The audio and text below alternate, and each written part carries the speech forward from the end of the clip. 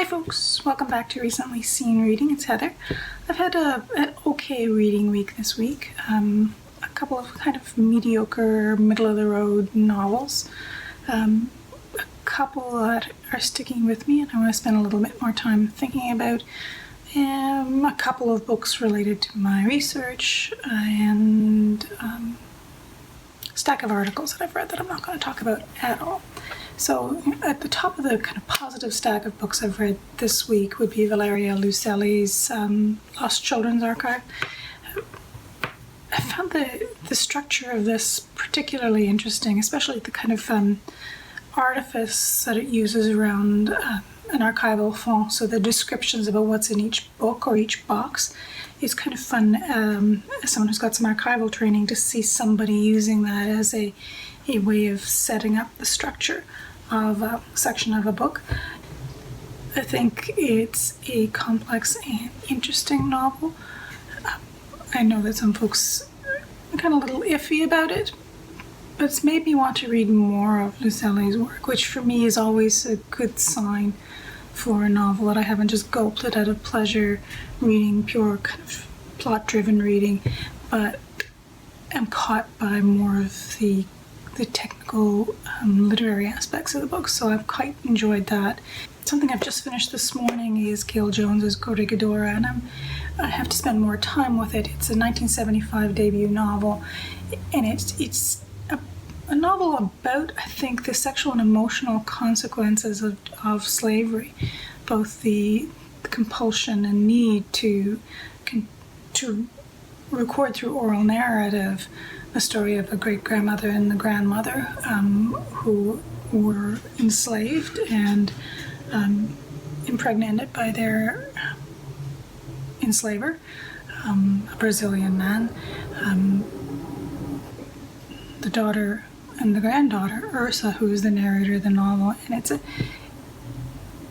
it's a complex novel in terms of the way it represents trauma and the way it talks about the relationship of violence and sexuality. There's not any moment in the novel, I think, when Ursa is free of some form of sexual predation. From the time she's a very small child to the time she's in her 40s and 50s. It's a very kind of unsettled novel around sexuality in particular, and around male sexuality as it pursues women who do not want that attention. So I think it's a novel that would repay rereading. It's not a novel that's driven by plot, by a simple kind of narrative. It's far more interested in voice and memory and storytelling, and it would be good to read it alongside of Toni Morrison's Sula, which is kind of similar and has tackling similar sorts of issues, and also interesting to read it in contrast to Austen Clarke's The Polished Hoe, which is a Canadian novel that covers similar kind of territory, but using a very different kind of narrative strategy. It's a much more traditionally developed and structured novel, which relies a lot on plot, but covers much the same ground in terms of the intergenerational trauma that's driven both by slavery and sexual assaults, basically. So those are two kind of best reads of my week. I also read two novels that were just pleasure reading, bulk reading. They're both very driven by plot, both competent but wouldn't really withstand rereading. I've read Iona Wishaw's Killer in King's Cove, and as I expected, it's very similar to the Maisie Dobbs novels, Jacqueline Winspear's novels. I kind of lost faith with that novel very early in the process when the physicality, the act of how you actually row a boat, was just wrong. It's just like really, really wrong. In terms of a mystery novel, it's interesting in that it's got a Canadian setting. The mystery unfolds in the way that you'd expect a mystery set in the late 1940s to unfold, but the characterization is actually quite wooden, even for a mystery novel, just a middle-of-the-road mystery novel. And part of the problem, I think, is that there's an attempt to capture the language of the period, but it comes off as very artificial, people talking about the old country. Canadians don't talk like that. Even Canadians who would have been in their 40s or 50s in the late 1940s, it just reads as very artificial. And of course it includes my favorite bugbear, which is talking about the Atlantic Ocean as a pond. Bothers me.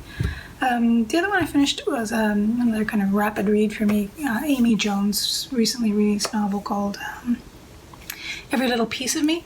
It's a novel that traces the story of Ava and Mags, who are, by the end of the novel, in their early 20s or late teens. One, Ava, is a member of a family who's a reality show family, and Mags, who's a rock star, and they're both going through family dissolutions of one sort or other. This essentially is a domestic novel that traces the family lives, or gaps in family lives, of the two women. It was interesting to read because of its attention to place. It's always amusing to read a novel where the scenes and the buildings and the institutions are actually places you know. The problem with the novel, though, is that all of the characters behind Ava and Mags are really undeveloped, so they become stock wooden cardboard characters that are moved around, and the resolution is odd. Everybody seems, Ava and Mags end up in a good place for them to begin the next stage of their lives, but on some levels it's kind of a shallow read, and I wouldn't reread it, but I don't regret having galloped through it as an amusement.